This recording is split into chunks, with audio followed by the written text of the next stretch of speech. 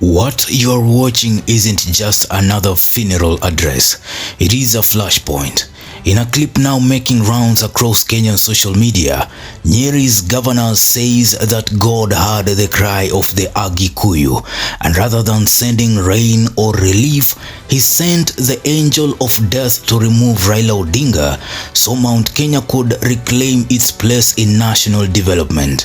That claim alone would be explosive, but layered on top of its region versus region fault line that has quietly shaped Kenya's political landscape under President William Ruto. Today we dive straight into what he said, what it is hitting so hard, and what it signals next for Kenyan politics. Here's what went down. At a burial ceremony in Nyeri on October 21st, 2025, Governor Mutahi Kahiga addressed a gathering in Kikuyu. According to translations circulating online, he said, and I quote, "We prayed, oh yes, in churches, under acacia trees, in our hearts. Lord, hear the cry of your people in Kiamaisha." And God, in his wisdom, listened. He didn't send rain or miracles of stone. He sent the angel of death. That angel visited Nyanza, took away Raila Odinga. Yes, brothers, God heard the Agikuyu cry and acted. No more will the scale tip. Our turn comes now. That segment is about 40% of the available clip, roughly 1 minute and 56 seconds long. What stands out is 1. The funeral setting used for public political narrative, and 2. The framing of another region, Nyanza, as beneficiary at the expense of Mount Kenya, and 3. Faith language, God heard the cry, turned into regional retribution.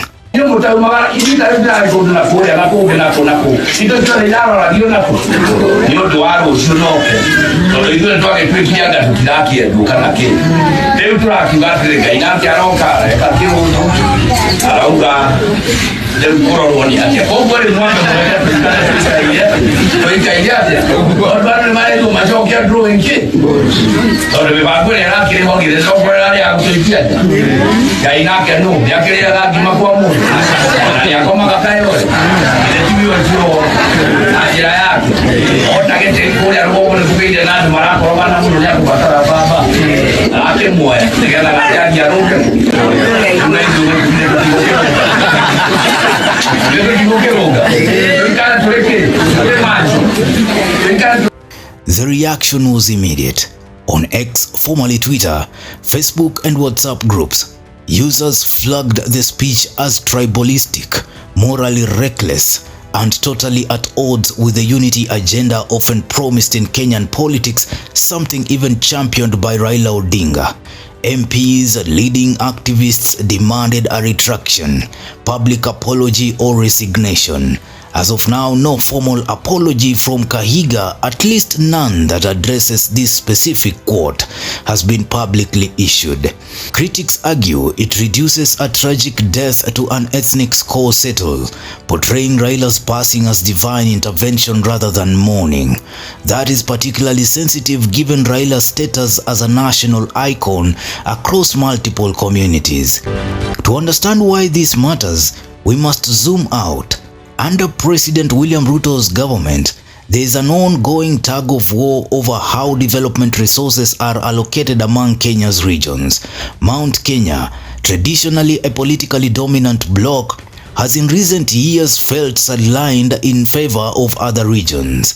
In the speech, Kahiga channels the sense of "we are being ignored," pointing west toward Nyanza as the beneficiary. The implication: if Mount Kenya is being left behind, then divine action was needed, and Raila's death becomes a turning point in that story. That narrative, blending regional resentment, faith language, and political claims, is precisely what is causing ripples, and it should. But why is the angel of death phrasing alarming? Because it explicitly frames death as a tool of divine justice on behalf of a particular ethnic community. That crosses into dangerous territory. It suggests ethnic favoritism granted by God, directed at another region. In a country still grappling with tribal politics and calls for national cohesion, that kind of messaging can be incendiary. It also raises moral questions about the timing, a burial, the audience, mourning crowd, and the subject, a national leader recently deceased. This isn't just political talk. It touches on faith, death, ethnicity, and national narrative all at once. What does this signal of intra-community and national dynamics inside Mount Kenya? Some may feel empowered by the sentiment. Finally, someone calling out perceived neglect. But others, many Kenyans, especially across Kenya, see this as a backward step for national unity.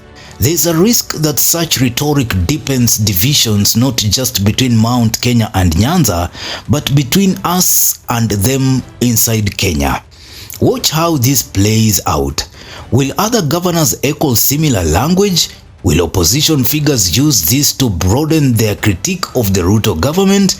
Will younger voters push back against region-based appeals? The stakes are high. Kenyans are now calling for the DCI to take action. So what happens next? A few possibilities. Governor Kahiga might issue a detailed public clarification or apology, especially if political pressure mounts from both his own region and nationally. The Ruto administration may respond, either distancing itself from the remarks or using the moment to re-engage with Mount Kenya on development commitments. The story could become a defining moment heading into the next general election cycle. Region versus region narratives, faith-backed politics, and the shifting loyalties inside Mount Kenya could reshape alliances. In short, this isn't just a viral clip. It might be a seismic event in how Kenyan politics talk about regional development and ethnicity in the years ahead. Here's what I leave you with. In Kenya, politics isn't simply about policies and votes. It's about identity, region, faith, history, and how those pieces are woven into public speeches. The Kahiga remarks are a raw, unfiltered example. Whether you are in Mount Kenya, Nyanza, or beyond, it demands you to ask, what kind of politics is this?